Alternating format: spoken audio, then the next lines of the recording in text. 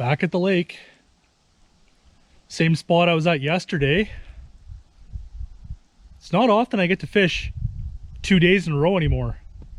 Being a husband and a father, somebody has to do the cooking. Am I right, gents? Anyway. Yesterday was walleye opener. If you watched last week's video, you'll see that I did catch a few. It was slow for the walleye, but the pike were really biting good. So the plan for today is stick to the bay and try some fly fishing. I brought a fairly good selection of pike flies, but I just recently purchased these. It's a perch pattern double Bufford, about 7 inches, 8 inches long. In this stained water, I think this might work pretty well. So that's what I'm starting with.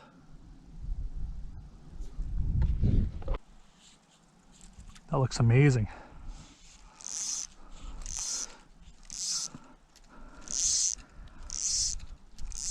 I'm actually gonna try a couple of casts straight from the launch before I get out in the kayak, because why not?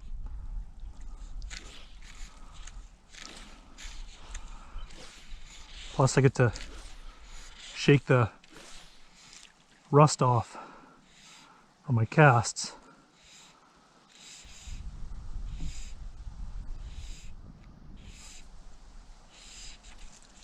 Ooh. Oh, just a little guy. Can you eat that? I don't know if you're big enough. Oh, it's so small, but it's so aggressive. Look, eat it. Got him. Oh man, it's small, but that is awesome. That was so cool. Look at you, little guy. Aggressive. You just wanted that, didn't you? There we are, people. Little pike, but it's a fish. That was fun and exciting. The wind is coming from this direction, so I'm gonna stick to this bay. It's more sheltered. I can see some little pockets completely out of the wind, and that is where I'm gonna focus on right now.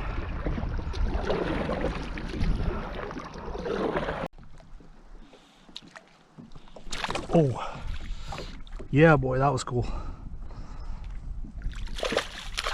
Another little guy, but it's action. I'm not going to complain about size today. There we go. Pike number 2. One thing I learned fly fishing, especially pike fishing in the kayak, is to trail the line beside the kayak, because if you just drop it in here, it ends up getting all wrapped up in the pedal drive, and of course that only applies if you have a pedal drive kayak, but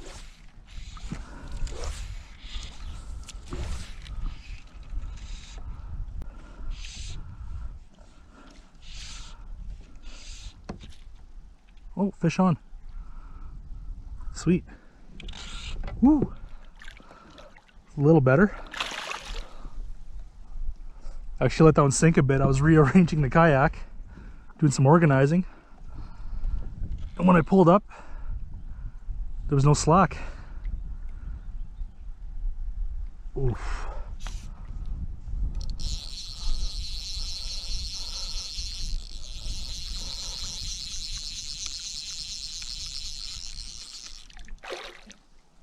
Okay.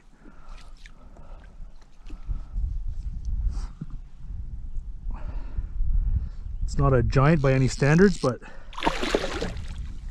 it is nicer than the 2 little dinks I started off with.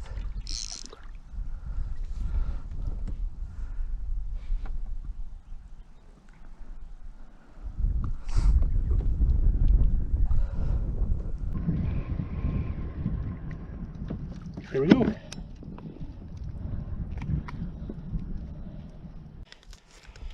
Ah, let go, let go. Whew. Fly is out. There we go. Fish number 3. All right. Fish number 3. Going back. Woo!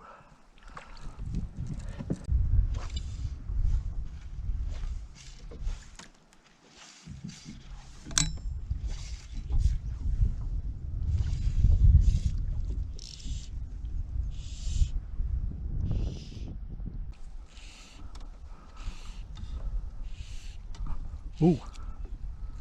There I got him. Woo! I saw a swing and a miss on the first cast. Well, same cast, same retrieve. And then he came back and smoked it. Pike number 4.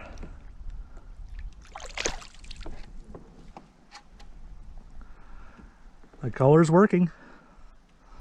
It's working.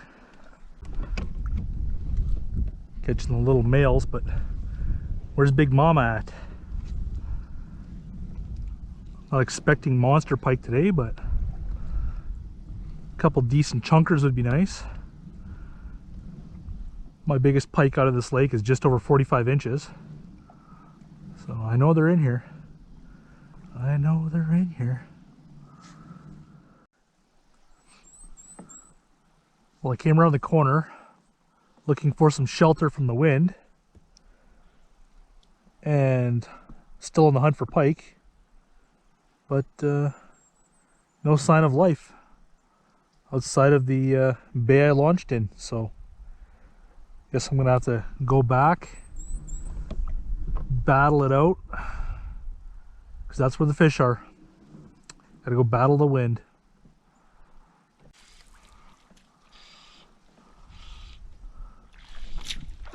Woo! Oh, that was cool.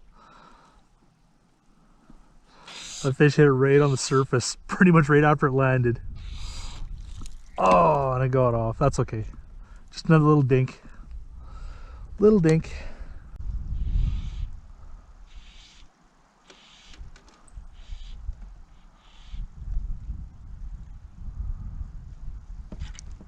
Oh, fish on.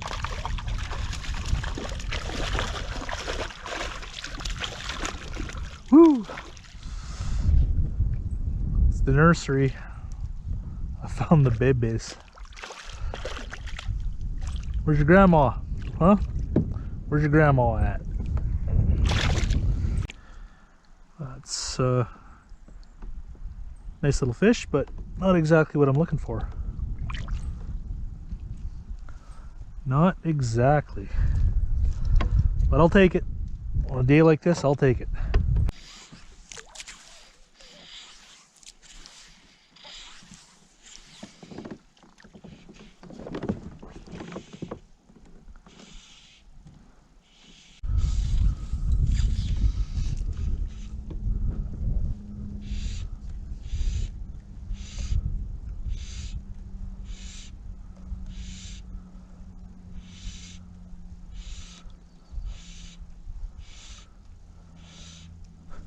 Oh, that was cool. Whoa! Acrobatic. Smoked it right beside me. I'm not sure how well you saw it because of the glare, but with the polarized shades, it was pretty awesome.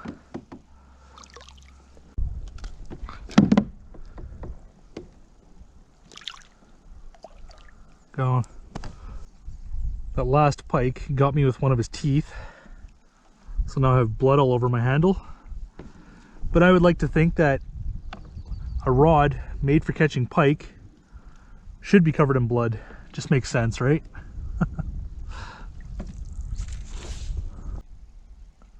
If you're wondering what I use for fly rod for pike, I have the Echo Ion XL.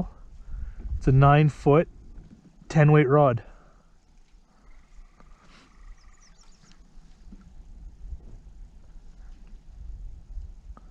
I'm still looking to catch a big fish on this. I haven't broke 40 yet.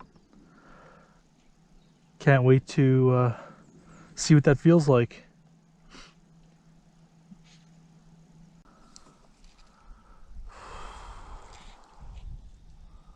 Whoa. That was cool. Swing and a miss.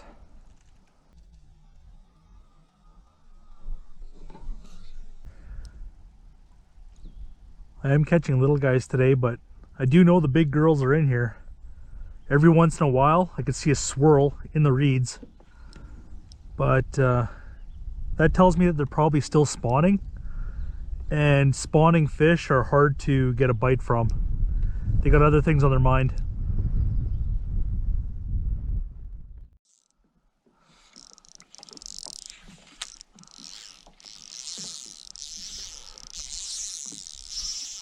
Easiest way to get the line out after reeling it in, just loosen the drag and do some casts.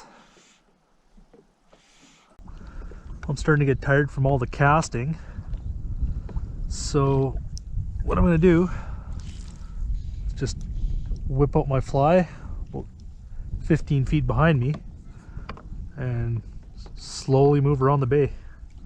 Cover some water. I'm not fighting with the wind as much, because I think I've casted every inch of shoreline in here.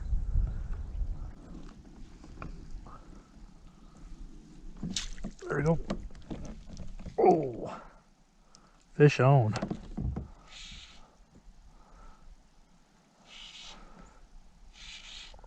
Just doing a light troll. Woo. Not as exciting as when you're casting, but still a fish.